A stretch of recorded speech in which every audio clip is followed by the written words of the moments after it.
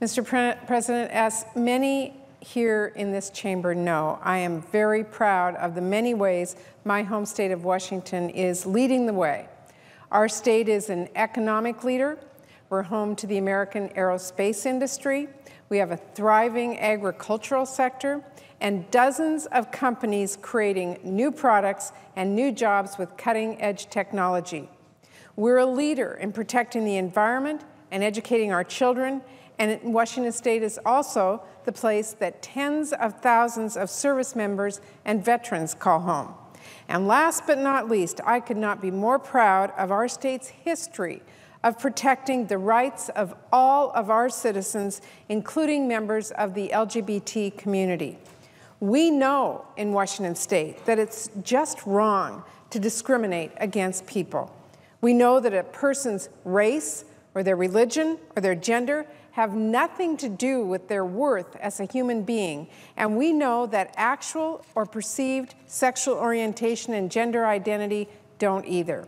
We get that in my home state of Washington, but we can't stop working until the same is true in all 50 states. So, Mr. President, that's why I've come to the Senate floor today. I want to share with everyone a story about a young man by the name of Kris. Kris would be the first to tell you he has not led the easiest of lives. After turning 18 years old and aging out of the foster care system in Texas, Kris found himself homeless at 18 years old in Houston, sleeping on whatever park bench or apartment roof was available to him that evening. Well, as luck would have it, one night while Kris was searching for a public restroom to use, he stumbled on an admissions fair for the University of Houston's downtown campus. Now, Kris had always had ambitions to go to college, but because of his very unstable childhood and minimal income, pursuing higher education was never a priority.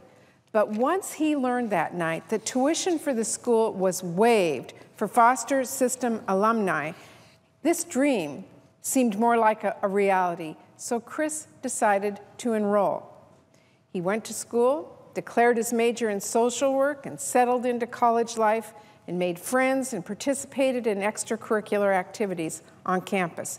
In fact, Kris got so involved that one of his good friends, Isaac, invited him to be his running mate for the upcoming student government election. Kris was very excited about that idea and realized that it was his opportunity to make a real difference for many of the students on campus who'd been through some of the same trying experiences that he had. So Kris and Isaac kicked off their campaign and pursued elective office. Then, one day, in fact, 1 year ago this month, Kris was called into the Dean of Students' office. Kris sat down, and the dean reached into his briefcase and pulled out a stack of flyers with Kris's photo on each and every one of them, with a big X across his picture. In big, bold letters across the top of the flyer, it read, "Want AIDS," with a question mark at the end of it.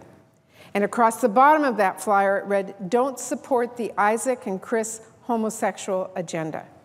And then, on the back of the flyer, unbelievably, was a copy of Kris's official private medical record, displaying in plain view that Kris was HIV positive. Stunning. I'm sure every one of you are as stunned as I was. And then the dean informed Kris that these had been found all over the campus. And as if the situation couldn't get any worse, the dean told Kris there's nothing the university or the administration could do about it. Nothing. At one point, Kris said that the administration even accused him of being responsible for these acts.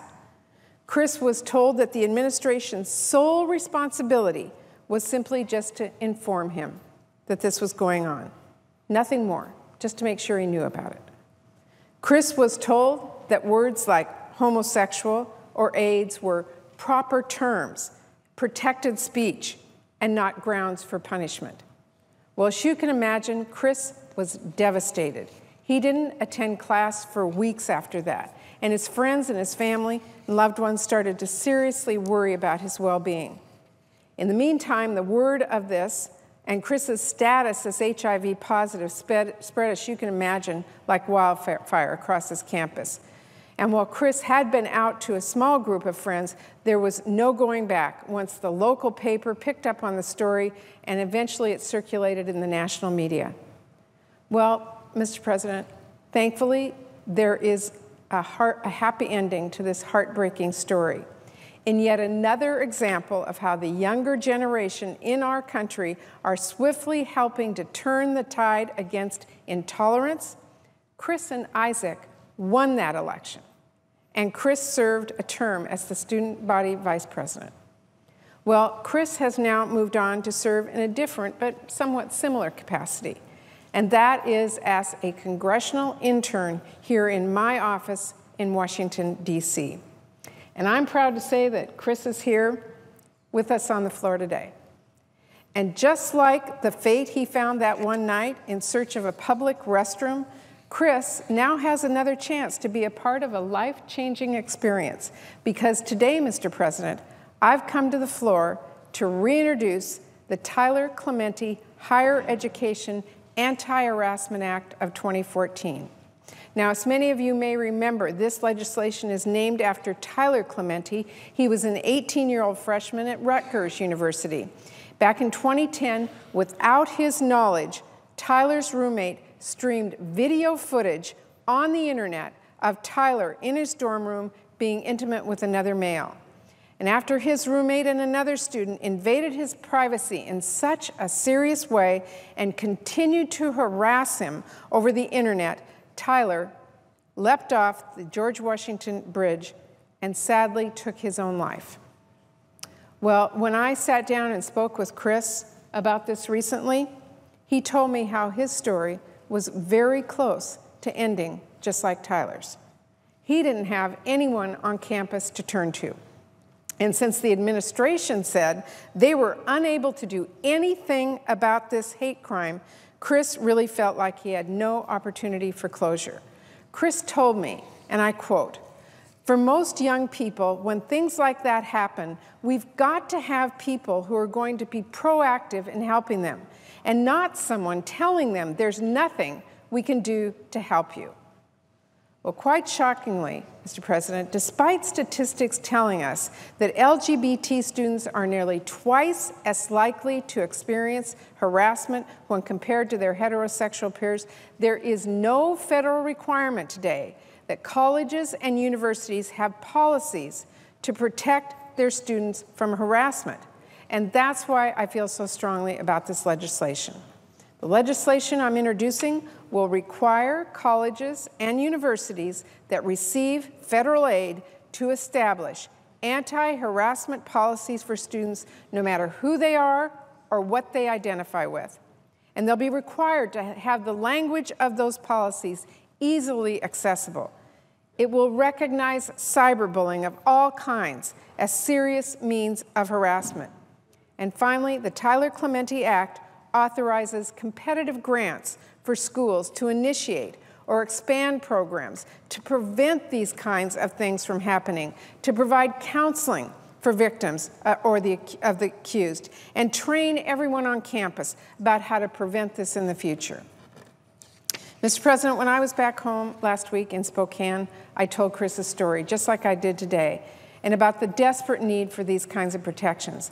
And I'm sure, like many of those listening, most of my constituents were pretty surprised to learn that these policies aren't already in place at all of our institutions of higher learning. And I couldn't agree more. Why aren't colleges and universities across our country all being proactive in establishing these programs and points of contact for students like Tyler or Kris, who have experienced or could experience such a life-changing event? Now, many schools currently have successful prevention and counseling programs in place, but students shouldn't have to take their health and safety into account when they decide where they're going to study in this country.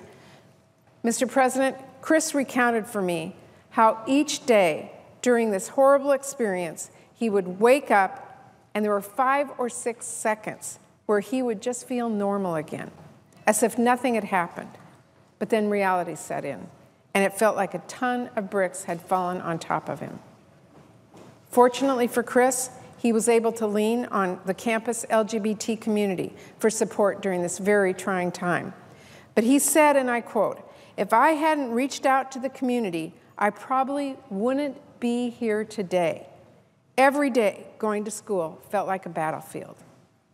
Mr. President, unfortunately, there are others like Kris who don't have that point of contact on campus, a supportive parent or a tight-knit group of friends who help them get through these kinds of experiences. So I am very proud to be here today with the support of my outstanding co-sponsor, Senator Baldwin, to take a major step to change this. And I would be remiss today if I didn't take a moment to pay tribute to my friend, Senator Frank Lautenberg, and his staff for their tireless work to craft this original bill, which serves as a tremendous honor to the life of Tyler Clementi. Mr. President, no student, whether they are gay or straight or black or white or Christian or Muslim, should have to face discrimination and harassment in pursuit of their education. And while I know it is impossible to eradicate all bad behavior from our society, we have to arm our campuses with the tools and resources necessary to not only efficiently and effectively support the victims, but also to take action against those who have perpetrated such senseless crimes. Mr. President, that is why I'm here today. I'm very proud to introduce this legislation. I want to thank Kris for his courage in speaking out and his ability to be here today to make sure that no other student in our country ever has to go through what he did. Thank you, Mr. President, and I yield the floor.